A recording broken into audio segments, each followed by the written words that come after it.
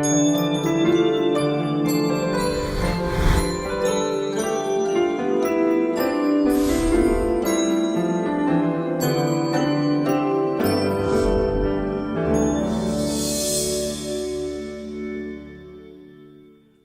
today's a rare review. I'm doing a book review. I haven't done one in a while, so let's see what we do. Okay, today's a different book. It's not really a fiction book. It's more of a nonfiction. It's a memoir, a biography of sorts. It's Always Something by Gilda Radner.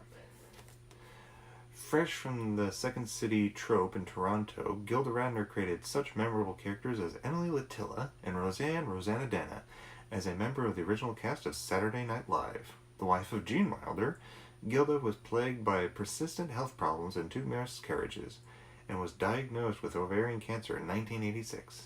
Brave, funny, and painfully honest, the 20th anniversary edition of It's Always Something is a story of Gilda's journey while living with cancer and her determination to continue laughing.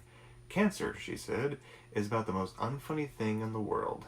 But Gilda's gutsy and unique sense of humor never left her as she describes 2 years of cancer treatment, surgery, chemotherapy, and radiation treatment, as well as the high and low points of her own career.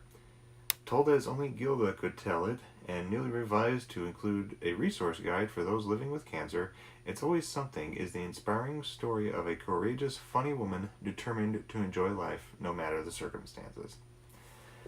Now, I've always liked Gilda Radner. I mostly knew her from Saturday Night Live. I got my dad the first two seasons of Saturday Night Live when they were on DVD, and I saw Gilda Radner. I thought she was so cute, and she still is very cute.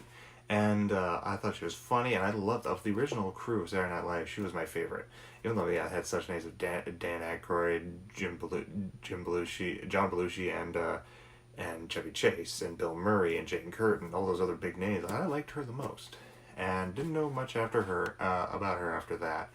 And I knew doing some research that she'd married Gene Wilder and that she died of ovarian cancer. But I didn't know that much about her, and then there was a documentary, which you should watch, by the way. It's a very good documentary. It's a documentary movie called Love Gilda, and it's just basically about her life. It doesn't really touch up on the cancer stuff. It mostly abridges her dealings with cancer, and this book goes over a lot of that, the cancer bits. And oh boy, it is a very good read. It is very a personal, memoir about her struggles with cancer and some of her difficulties with life in general. And it's really an emotional roller coaster. I mean, there are times when it's funny, times when it's sad, times when it's very, uplifting, like you really want to cheer for her. There's like really depressing moments, and then some just good, okay moments, some loving moments, and it's just up and down, up and down, up and down. It's just like, God, you feel this pain for her. And I almost was on the verge of tears when she goes through her first stages of chemotherapy. It was just horrendous. Oh, man.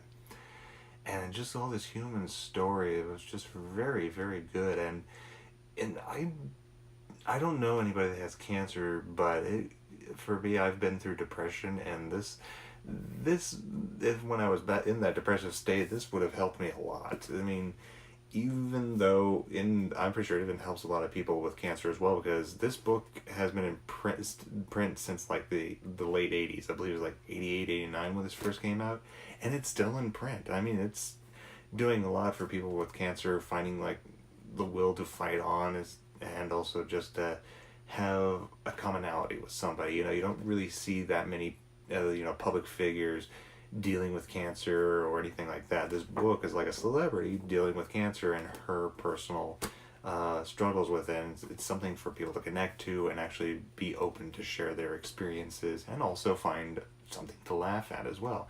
Because Gilda, she tried to find something in cancer to laugh at.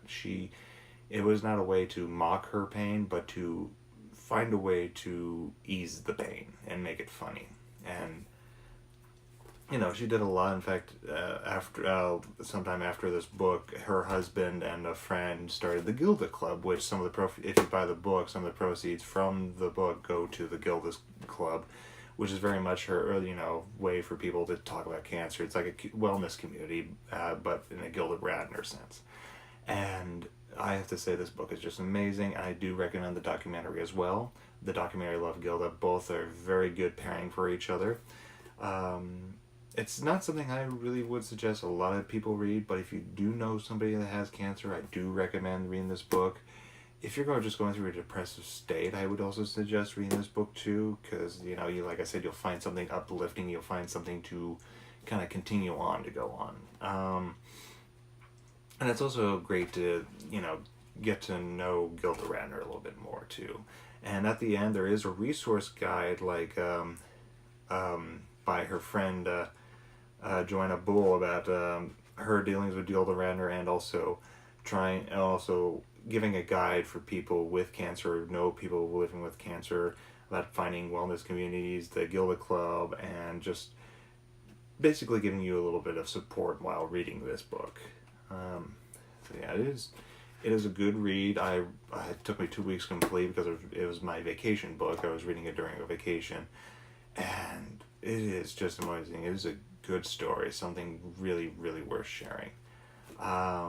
I give this book 5 stars out of 5. It's an emotional roller coaster, but tells an amazing story of struggle, triumph, loss, and just dealing with one of the, as she put it, one of the most unfunny things in the world, while telling the story of one of the most funniest people who is so silly gets the most unfunny thing in the world, and that's also a quote from her as well.